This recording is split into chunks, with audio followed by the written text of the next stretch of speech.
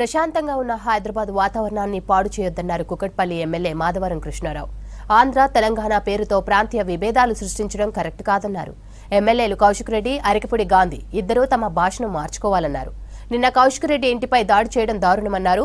Cyberabad airport నుంచి నిన్నటిలాంటి ఘటనలు జరగలేదన్నారు.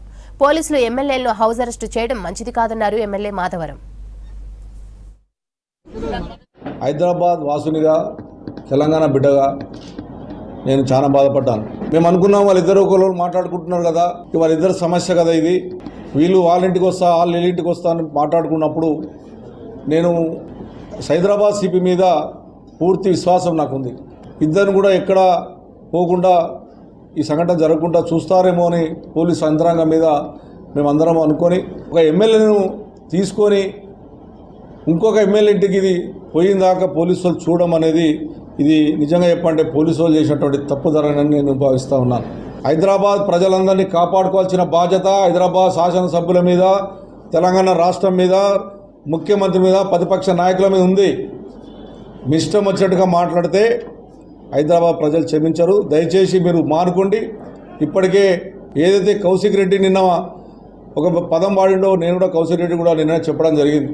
మనం హైదరాబాద్ ప్రజలను కాపాడుకోనికే తెలంగాణ రాష్ట్రం బాగు చేసుకోనికే తెలంగాణ తెచ్చుకున్నాం. అసలు భాష మాట్లాడొద్దని చెప్పి కూడా నేను కౌశిక్ రెడ్డి చెప్పాను.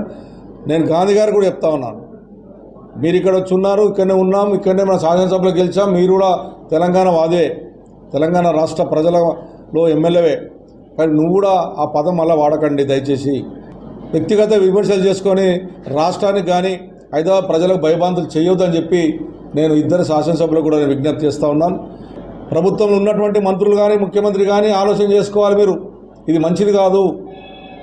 ఇది చాలా ఇవాళ ఒక్క ఎమ్మెల్యే పోయిన రేపు ఇంకొక ఎమ్మెల్యే తయారవుతాడు. ఇట్లనే మనం శాసనసభలో కూర్చొని ప్రజల మంచి కొరకు మాట్లాడుకోవాలి తప్ప మనమే ఎమ్మెల్యేల పోయి రౌడీలాగా మాట్లాడుకున్న ప్రయత్నం చేస్తే ఇది ప్రజలకు మంచిది కాదు.